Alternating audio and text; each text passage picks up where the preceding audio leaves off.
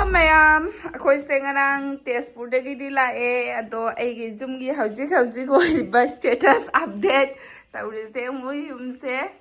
pura jengmo ba taurise bu ai si loisanlag toise ado ngarang se dum loisanjaba jari ni ko ngarang se loisan lage khallaga lakpani ado yadre se pose lotho ga sijinare lairibadadi pochei se di mathau tarabanina Yadri dusu karigino hairake dosi kagase taurise mu Oiriba fibam se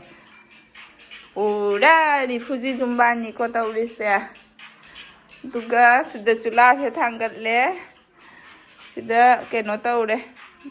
Diya gi suji hoba Diya hodoi ngane suji se loi napsalla leirame madi mehi langaga chaye bakwa sida leire si engasi mi laktringai da loisandoi cooker nungkar fengdana asida ama leire sisina inen loisandabagi maram pochei thangjandabei maram sina mayam white cement haptri abako asi mapan se loisi se chingdharaga siga thamaga sigi pati se phadori ne basida aduna sida pusandri aduga sigi bathin sima phi sudoni ngarang bathin ani di su gare Diya school thadoni ngasi tum hole aduga bathroom gi thong se pandoi ne bako mayam bathroom je thong yaude ba hoji to thong du dinga order to na la e ado ngasi hap to ri ba thong do ngara hap la u aina hari ni ba ngarang lak na bai wa ni ba ni lakanya ga lak pi dere do ngasi oina hap ni kalino Eigi chapsi lak toi ni nang chop chuk sung si lakani yang brush to ro aduga asigi rungi phibam nokninge thom taira loisalak toise khanbada sirumsiga channa baina pochei singja loi namsala ga taurise yengobase aduga meyam aise cooker thangale ko aise khechir haudo ge tawini ngasi se hadi horen mystery la ga suduma khoi room da chaba yarani na I mapan gi amau chaningdre boko handang matang se khire mapan gi chaba ai tare na khechir je dum thau je salaga ngoksan grani dum tongana ga desu lisin ka tawro roi ko adi agi su school chatoni na thengsu thengjale tawrise khoi yuan ma ju lai khoi leina I sarak sida Ai chaning de mama kai janing ni nga Chani yo ni ai sa kya ap pawale de yo KG में कितना बोला अच्छा नहीं आया KG दा मोना बड़ी बड़ी पूरा चीनी तो मिक्स नहीं है ना नहीं मैं मौसम नहीं आपको चेक करना है नहीं आता है नहीं नोट भी जला के देखिए क्या मो पैसा लोग जलाई चाब पाए रियल मोहरे टका ना जले और थोड़ा खाती आओ ना लो पापा को बुला 한국 동지 Kasi baliw le 이스 에이 짠 피세 짜우레 해 한국 가서 마톰 또 동나 레이라면네 셋이야 바이저 도란 티다 누가 해 미하토이도 뭐 이게 저기 cái mi hạt phải được 거기가 이 비로소냐가 자다가 뭐 로이 프라케 파스마 레이가 로 thế mà thi thì ta bây giờ ngang nhỉ kiếm pa xin hạt tua mà cái cả này được kìa thôi và thiêu ta bây giờ còn đấy thì ta khai đám rồi làm gì mà cái đấy này cái mấy dùng con nó tao nó cái đồ ngang cái school thì em nó lôi đấy mà xăm thế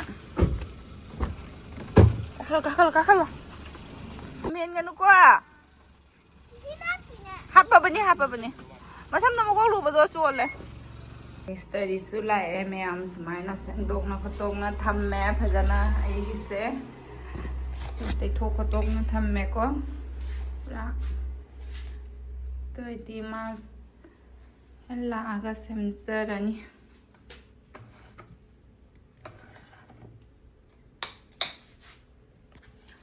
Zairum pulauri ni moi lak tu ngai da khechi duga chara ga ina sina punamak te gi shortcut oire ko hoji kanse kon pheng ga kupsala thammini yangang se school hale ma'am school halaga furit asang badili loya de sweater se oina lit ke ina sida bu kari no hai doiba furit lining de ina olang ye ina sweater lit ke ina si furit ya Siwa kari noi pidori reply se mauna buzai tu se kari noi khang dare phajare he salai thong se pan na di loi re ko mem thong se hana moina ahan ba lai dam mi du na tawi do pra atek pa thong ni ba khoi so khoi se chatore na sin na dum lai ba do adjust oi ba ngam dre sille thong se tawi thong se ma se cha ge na kasina sakhum gi se pan ba hogot khare hoi cement tai ga ai phuzal halle sem tal sum palu ke do na quarter se khoi jum chatra ga study pada paragi quarter ro khali oi re dom da chutoi ne ba du na samaina pan thali ni da hujiki khoi chak se samai cha me am diya ka se phabung do pi jare adami ma pan mi thabak suri banna to ye ba ko sinai saruk lai re sida diya papai saruk lai sabdi me am khoi ka da chang ga charu re ko ado phengna badi sida pusalaga thamme dum white cement dai ba ko sigai sida du na ina kena to be wani da holen sanda ga yeuradi yarani do dum kena to sala thamme dum kai hai adum kon do di thangjallaga siga thamme si tek thoko to ga lotion ba horoni si segai ra me moina se sat lo thoga thamba do du da segai nya ba moina hei tadana tallebo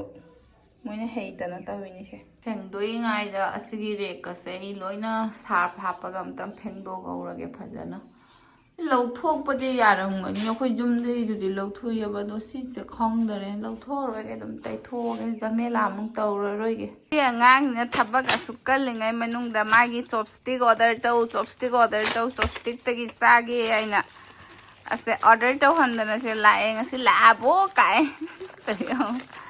harau ro chopstick lak pa cha kai cha doi ba sina Ai Maggie ya yang ada pasta chopstick ni sana bra cari nak oh ai cha ba su hei che ka mai cha doi no khang de tapi gani nan ta pi ga ni ya ai oh na ko mama se gai bi ke ko mama ba mai chopstick Ako, wawan tau tau na putak ke kumai cagi jengke. ha Wawan tau tau na putak ke. mai cha doi Ha? mai cha doi Ikai hana bok. cái chiêm tầng chập bầu này Ha? chiêm tầng chập bầu và mà khai được cái gì kìa hey ulta vậy đấy Uta lo. làm sao mà tôi nó tung bật nó sụp tên là sao cái bố gì này Atang tu nung tapi wai kai. hey cha đâu gì kìa em ta à sắp quay ra rồi bỏ Ah. cái Korean cái drama khai gì cái chopstick lấy view ấy chị hiện ra đấy sắp giả đấy cái tức si nupa sina thabak kala ga I thom ta hundo ma ga mana ma phia fa chela zakhiba ai thom ta hundo ma ga thabak kala kanda macha nupi amaga hundo ga ni ma cheli che ngonda Kaya tabak sura nuai ra. hoi ne me amai gi se tai thong na thamba hogale ko khara kon se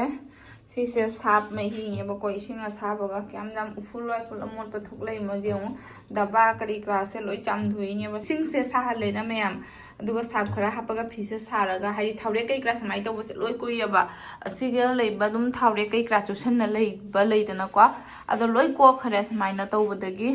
isinga sap ting ma se thaure kok pani aduga si su daba sing se daba makhum kari kra se ai daba makhum kai kra mot pa sa na de ba ko me am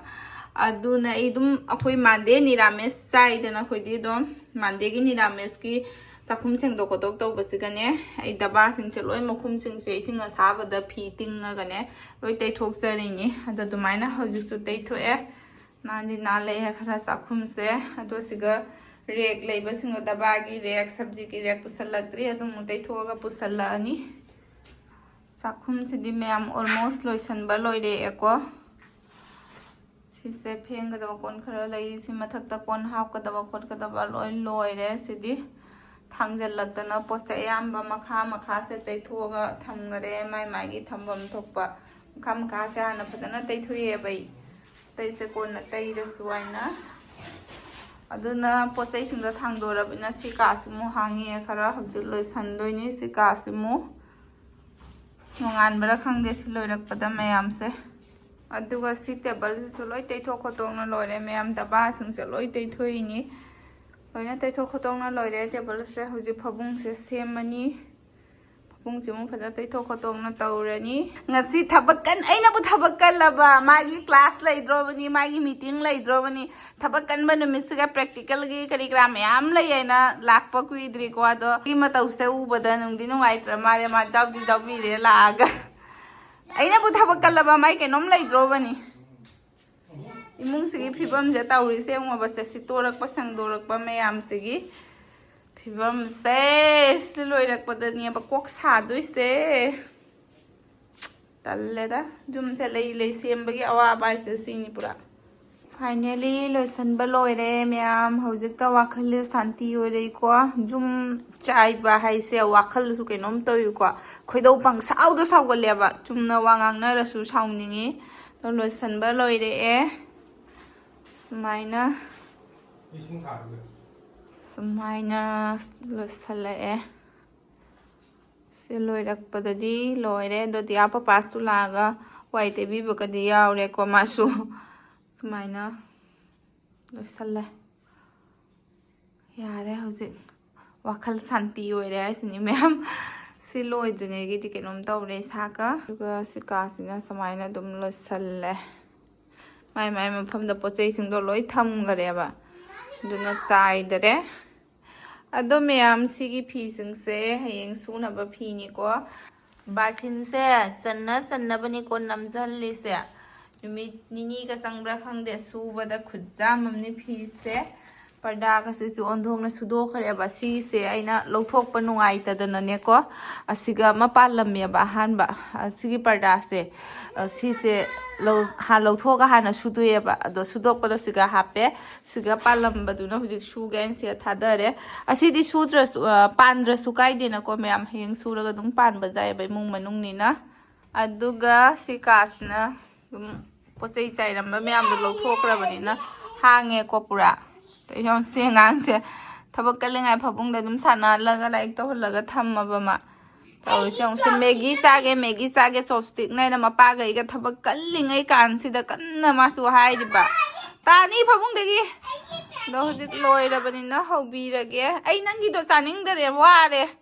ai wa man na kai sum chaning dare nangi do hawi khangi chaning dare kai na ma sari chaw ai su to yu se ngo ba kai no sari si chaw ai ne चागे ने को मामा पूरा थबक finish ओइ लोइरागा लोइरे मयाम चाइरम्बा मयाम दो चैनी हौजिकता शांति ओइरे चाका चाजा निंद्रे लोइरकपदा अमतंग खोंग खुद तिंगथोगा फमनिंगे फजना अमता वारे Maggi हौगिगे मयाम इचानुपी से असाइदगी माइ चॉपस्टिक सिने मैगी चागे आइना दum तौ लैरेबको Akhungda ahan ba ho buse Maggi an ho dori athumba cha oi lon jira khangde cha du su thakning de ne tawise khangdare haurage Maggi se table la sa ro chopstick sa ba table la cha ga dani makha cha na de sa madi sa ba su king la ja phuri li loi ya de tawise ai mic ama lai tare ba block lo ba se mic nam ga dani charo ne ko sari khatang phu kam koti ko lai he my chopstick se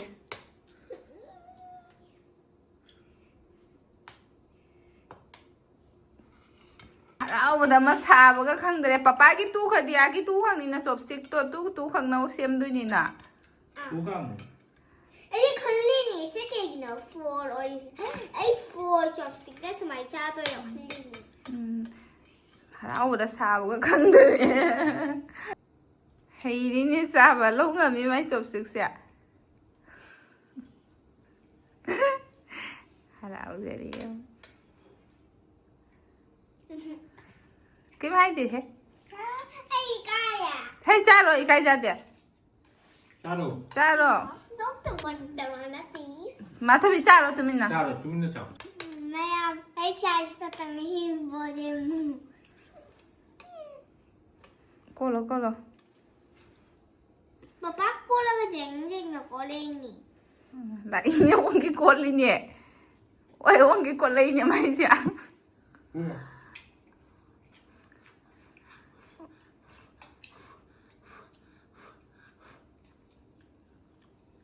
Mana bukan cari tapi. How perlu subscribe kan sama?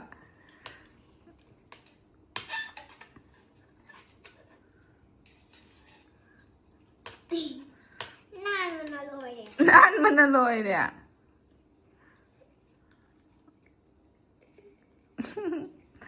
Chào chào. Anh waa man gì này heater